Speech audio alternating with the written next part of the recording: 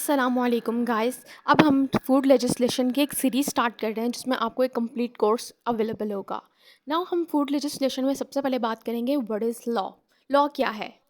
अगर लॉ को आम लफ्ज़ों में कहें तो ये सेट ऑफ रूल्स और रेगुलेशंस हैं जो कौन बनाती है? गवर्नमेंट बनाती है। क्यों बनाती है? जिस तरह सोसाइटी बिहेव करती है उसी हिसाब से वो लॉ बना देती है। जैसे कि आपने देखा होगा कि जब बहुत ज़्यादा एक्सीडेंट होना स्टार्ट हो गए थे पाकिस्तान में, तो हेलमेट को पहनना बहुत ज़्यादा लाजमी करार दे दिया गया था, और जो नहीं पहन के निकलता था उस पर उसको फ़ाइन किया जाता था। इसी तरह एक लॉ बना दिया गया। अमेरिकन डिक्शनरी में लॉ की डेफिनेशन क्या है? A rule made by government. एक ऐसा रूल जो गवर्नमेंट बनाती है हाउ पीपल के लोगों को कैसे और कैसे नहीं बिहेव करना चाहिए सोसाइटी में या बिजनेस में, that often particular punishment if they do not obey. और अगर वो इसको फॉलो नहीं करते तो हमें पनिशमेंट दी जाती है। और गवर्नमेंट खुद क्या कहती है? लॉ क्या है? द सेट और system of laws made by government in a particular place. ऐसे सिस्टम्स और सेट हैं लॉज के जो गवर्नमेंट बनाती है किसी ख़ास जगह पे। जैसे कि इंडिया में लॉ है कि आप मैजिकल रेमेडीज़ नहीं बना सकते। लॉ क्या है? जब नेशनल असेंबली कोई बिल पास करती है तो वो लॉ बन जाता है।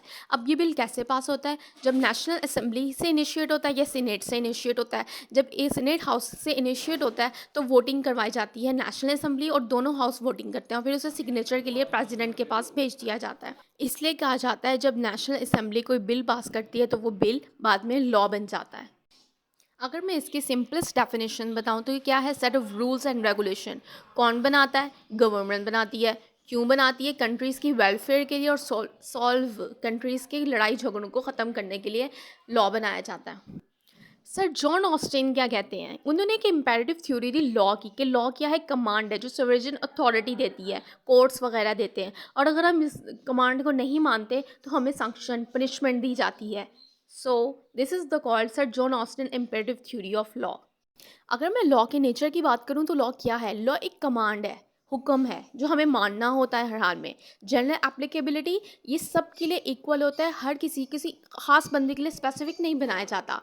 लॉ इज़ ऑलवेज बाइंडिंग, यानी कि you have to follow it under duty, you are bound to follow it. आपने हर हाल में इसको फॉलो करना होता है। Same laws for everyone. इसका मतलब है कि हर बंदे के लिए एक जैसा लॉ है, किसी अमीर गरीब के लिए डिफरेंट लॉज नहीं बनते। State always act through law. जो खुद गवर्नमेंट है वो भी लॉ के तहत काम कर रही होती है, और फिर इसको इस्टेब्लिश करवाने के लिए, इसको इन्फोर्स करवाने के लिए एक अथॉरिटी की ज़रूरत होती है।